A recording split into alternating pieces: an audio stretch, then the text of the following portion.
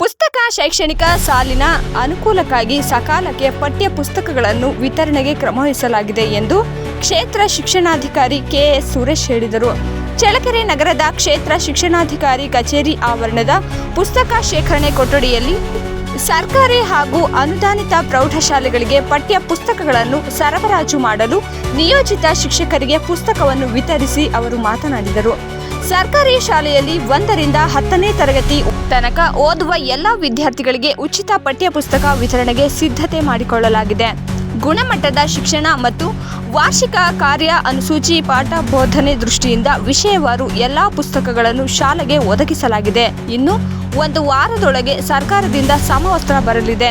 ಸಮವಸ್ತ್ರಗಳನ್ನು ಸಹ ಮಕ್ಕಳಿಗೆ ವಿತರಣೆ ಮಾಡಲಾಗುವುದು.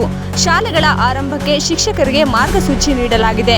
ತಾಲೂಕಿನ 23 ಸರ್ಕಾರಿ ಪ್ರೌಢಶಾಲೆಗಳು ಹಾಗೂ 46 ಅನುದಾನಿತ ಪ್ರೌಢಶಾಲೆಗಳು ಮತ್ತು 8 ವಸತಿ ಶಾಲೆಗಳಿಗೆ ಪುಸ್ತಕಗಳನ್ನು ವಿತರಣೆ ಮಾಡಲಾಗುವುದು ಎಂದರು.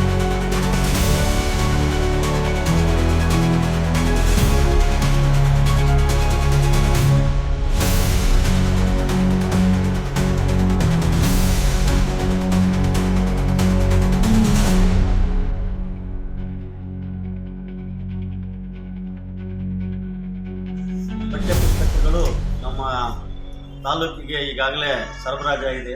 ನಮ್ಮ ತಾಲೂಕಿನ PO ಕಚೇರಿ ಆವರಣದಲ್ಲಿರ್ತಕ್ಕಂಥ ಪಠ್ಯಪುಸ್ತಕ ದಾಸ್ತಾನು ಮಳಿಗೆಯಲ್ಲಿ ಪಠ್ಯಪುಸ್ತಕಗಳನ್ನು ಭಾಳ ಸುರಕ್ಷಿತವಾಗಿ ವ್ಯವಸ್ಥಿತವಾಗಿ ನಾವು ಇಲ್ಲಿ ಸಂಗ್ರಹ ಮಾಡಿದ್ದೇವೆ.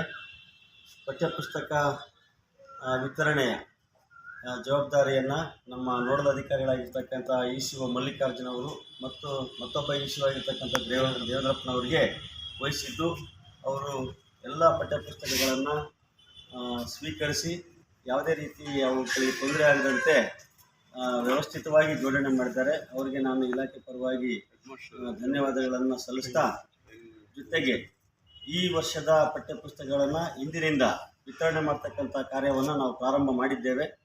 ಇವತ್ತು ನಮ್ಮ ತಾಲೂಕಿನ ಎಲ್ಲ ಸರ್ಕಾರಿ ಪ್ರೌಢಶಾಲೆಗಳಿಗೆ 8ರಿಂದ 10ನೇ ತರಗತಿಯ ಸರ್ಕಾರಿ ವಿದ್ಯಾರ್ಥಿಗಳಿಗೆ ಸಂಬಂಧಪಟ್ಟಂತಹ ಎಲ್ಲ ಪಠ್ಯಪುಸ್ತಕಗಳನ್ನು ಇವತ್ತು ವಿತರಣೆ ಮಾಡಲಿಕ್ಕೆ ವೇಳಾಪಟ್ಟಿಯನ್ನು ನಾವು ಪ್ರಾರಂಭ ಮಾಡಿದ್ದೇವೆ.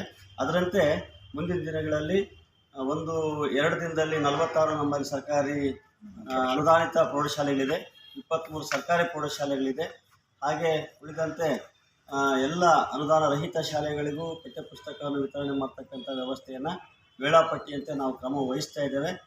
ಇದರ ನಂತರ 1ರಿಂದ 7ನೇ ತರಗತಿಯ ಮಕ್ಕಳಿಗೆ